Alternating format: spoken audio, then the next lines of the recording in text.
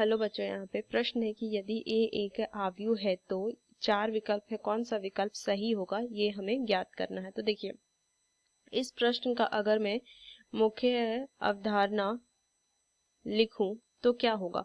मुझे ए एक अवयव दिया हुआ है और यहाँ पे बोला है उसकी ए की घात 3 9 ए के बराबर होगा। ए की घात 3 जो है वो 27 ए के बराबर होगा। ए जोड़ ए जो होगा वो ए के वर्ग के बराबर होगा। ए का ये जो दिया हुआ है इनवर्स का क्या होगा, प्रतिलोम जो है उसका अस्तित्व नहीं है। तो अगर मुझे किसी भी अवयव का प्रतिलोम ज्ञात करना है तो इसको कैसे लिखते हैं, ये होता है एडजॉइंट ऑफ है ए बटा में सखंड है ए का, और यहाँ से क्या होगा ए का इस सारणिक मान ज्ञात करना होता है ए का। अगर इस सारणिक मान जो है वो ए का अगर 0 के बराबर आ गया, इसका मतलब क्या कह सकते हैं कि इसका ए इनवर्स जो होता है ये प्रतिलोम, इसका अस्तित्व नहीं है।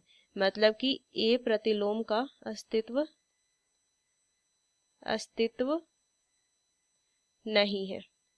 तो चलिए पहले हम ज्ञात करते हैं। तो सबसे पहले अगर मैं देखूं ए का वर्ग में ज्ञात करती हूँ, तो क्या लिख सकते हैं, ए गुना ए। तो क्या हो जाएगा यहाँ से मान 1 1 1 1 1 1 1 1 1 इस तरीके से, गुना में 1 1 1 1 1 1 1 1 1 इस तरीके से। तो चलिए गुना कीजिए, तो इसका पंक्ति इसके स्तंभ से गुना होगा तो कितना मान आ जाएगा। देखिए 1 1 1 मतलब 3 3 3 इस तरीके से आ जाएगा ये। तो इसको मैं क्या लिख सकती हूँ कि ए का जो वर्ग है ये 3 गुना ए आया। तो ये अगर मैं देखूँ ए का वर्ग कोई विकल्प में नहीं है, तो अगर मुझे ए की घात 3, तो इसको क्या लिख सकते हैं, हम लिख सकते हैं ए की घात 3 को कि ए का वर्ग गुना में ए, ये लिख सकती हूँ मैं।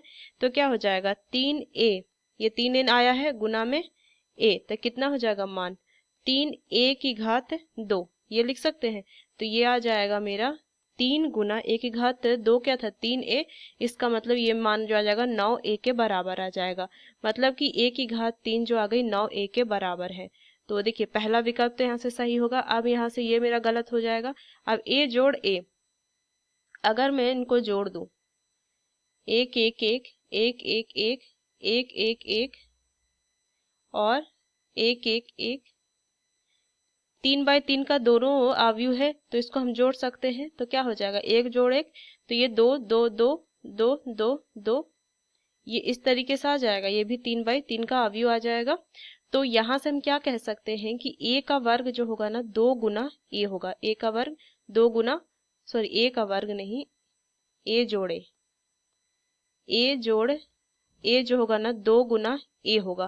तो ये भी विकल्प मेरा सही नहीं होगा। अब ए का अगर मैं देखो ए का प्रतिलोम का अस्तित्व, तो सबसे पहले अगर मैं ज्ञात करूं सारणिक मान ए का, तो क्या हो जाएगा 1 1 1 1 1 1 1 1 1।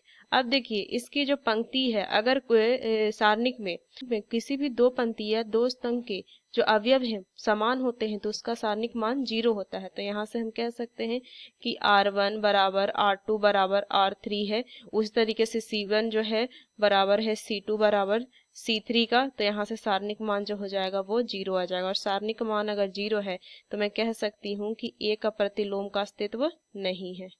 यहाँ से लिख सकते हैं ना कि ये क्या हो जाएगा, अस्तित्व